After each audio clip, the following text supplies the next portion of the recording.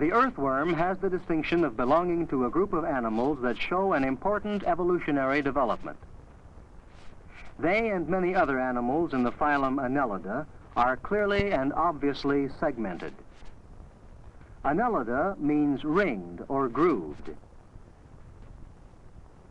The ringed condition is more often known as segmentation.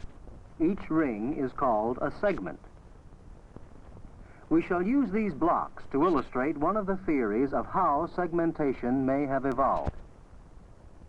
In the distant past, there may have been ancestors of the annelids that reproduced by merely pinching in two, as some of the modern lower animals do. Among these ancestors, perhaps some failed to divide completely. This failure may have occurred repeatedly in the same animal, with each segment retaining many representative parts of each organ system. In the modern annelid body, each segment has, in some ways, the construction of a whole animal. Each has a protective outer covering, muscle tissue, a coelomic cavity lined with a layer of cells called the peritoneum, part of the digestive tube, excretory organs, nephridia, in most segments, and a part of the nerve cord.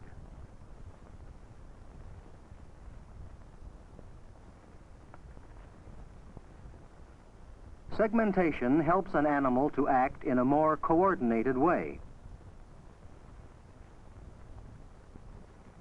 In this diagram of a longitudinal section, the brain is connected to the ganglia of the nerve cord, which runs through segments of the body.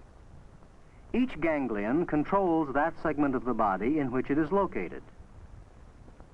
The signals from the brain move along the chain of ganglia at a high rate of speed.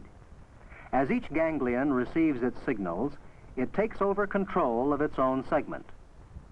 The brain can stop the signals as well as start them. Thus, by dividing the body into segments, all of the body functions may be more effectively carried out than in an unsegmented body. Some nervous impulses coordinate the movement of the body and extension and retraction of the bristles. The bristles enable the earthworm to hold on to the slippery sides of the burrow and withdraw into it. Other nervous impulses coordinate the movements of the digestive system. The digestive tube of the earthworm is specialized along its length. Each part has a special function. The mouth leads into a muscular pharynx. Next, surrounded by 3 pairs of glands that secrete calcium salts, is the esophagus, followed by the crop, the gizzard, and intestine.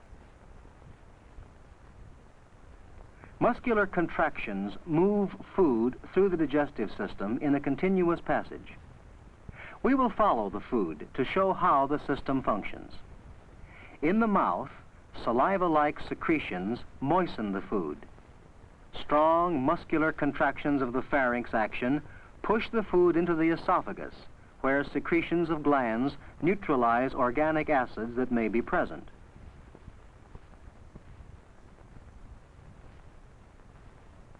Peristaltic movements force the food into the crop, which serves as a temporary storage sac.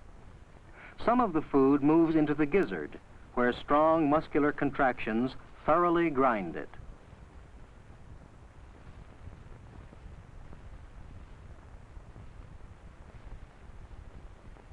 In the intestine, digestive juices break down the food into simpler substances, which can be absorbed into the blood vessels that carry it throughout the body.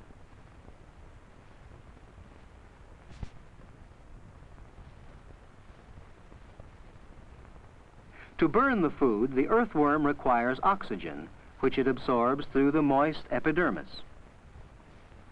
Such absorption, called respiration, requires a moist skin. That is why they live in damp soil, and come out of their burrows only at night when the air is humid. Another member of the phylum Annelida is the Hirudinea, or the leeches. They live in fresh and salt water and in damp places on land. The number of external rings does not indicate the true number of internal segments. They have no bristles. Suckers at each end of the body enable the leech to hold onto surfaces as it moves or feeds. The head, or anterior sucker, surrounds the mouth.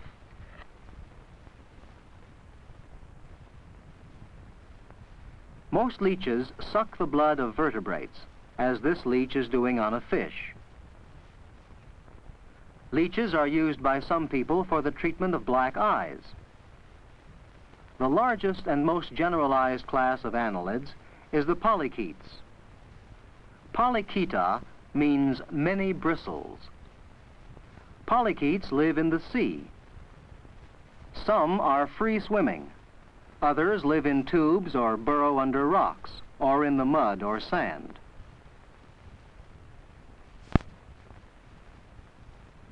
This is Nereus, the familiar sandworm of the New England coast.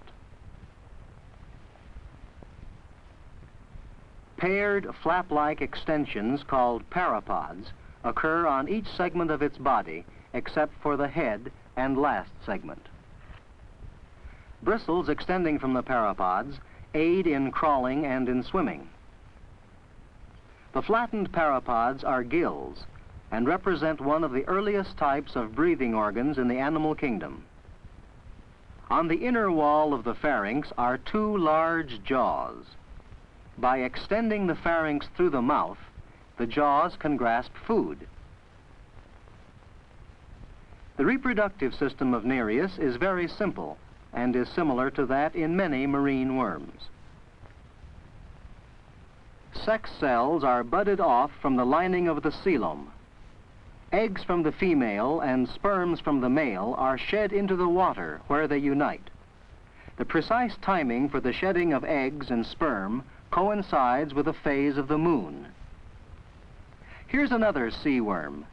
It has many tentacles at its head which reach out in all directions and pick up tiny particles of food.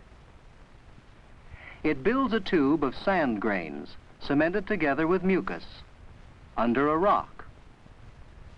The worm also uses its tentacles to pull itself along. It has brightly colored, spongy gills for breathing. The painful sting of this worm's bristles when handled has given it the name fireworm. The body surface of an annelid is sensitive to light. The reaction of the two rows of gills demonstrates its sensitivity to light.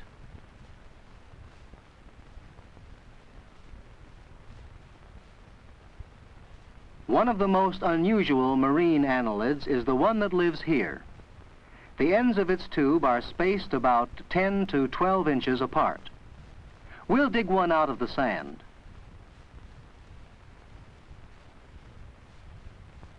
The parchment-like U-shaped tube is formed by a hardening of a mucus secretion from the worm's body. Here we have placed a glass window in front of a cutaway section to show how the tube dweller, Chaetopterus, lives. This polychaete has a distinct head and tentacles. The parapods are highly specialized for various functions. These form a food-gathering cup. These fan-like parapods produce a flow of water through the tube. Most of the other body segments have rows of parapods used in breathing and locomotion. A net of mucus, invisible in the water, traps tiny food particles. The food cup picks up the mucus net with the entrapped food and forms it into a small pellet.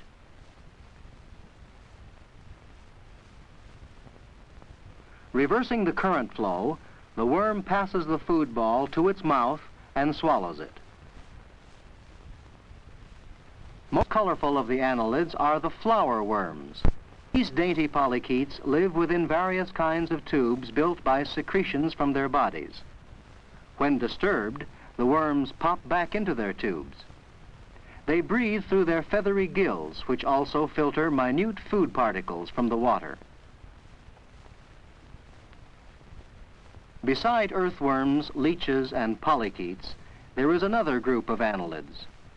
One example is polygordia.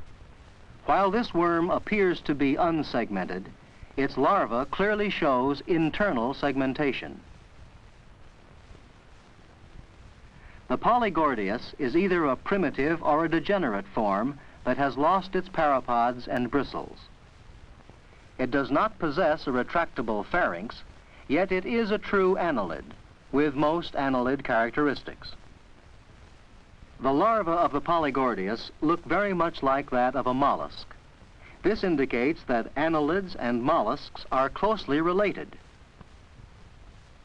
A study of successive stages in the growth of a typical polychaete trochophore larva shows how the segments develop.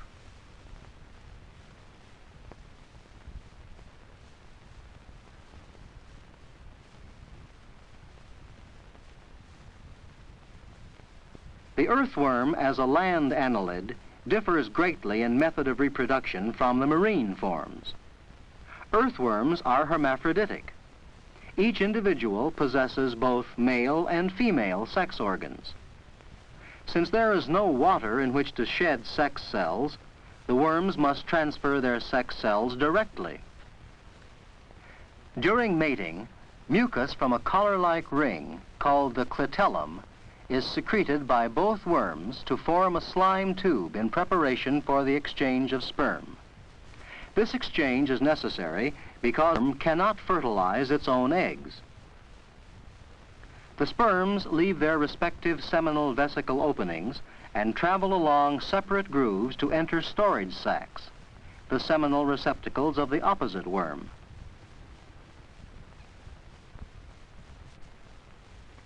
After mating, the worms separate and return to their burrows. Later, in its burrow, when the eggs are mature and ready for discharge, the worm forms a slime tube over the clitellum and anterior segments. Then it secretes nourishment into the tube. Next, the worm discharges eggs from the female pore into the tube.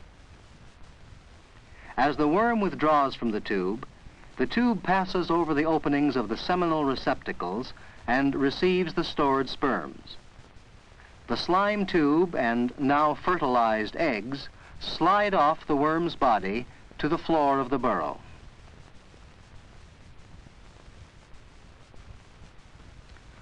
There it dries into a hard cocoon, from which the young earthworms will later emerge. In certain tropical regions of the world, giant earthworms can be found. Here is one from South America, compared with an ordinary American earthworm. One of these two from Australia is over 30 inches in length. The burrows of these giant worms have volcano-shaped openings. Earthworms are among the most important animals of the world. Other animals use them as food. We use them as bait for fishing. Their greatest contribution to man, however, comes from their burrowing activities. By passing the soil through their bodies, it is chemically enriched and is loosened and aerated. Whatever their kind or use, worms of the phylum Annelida are and the coelom.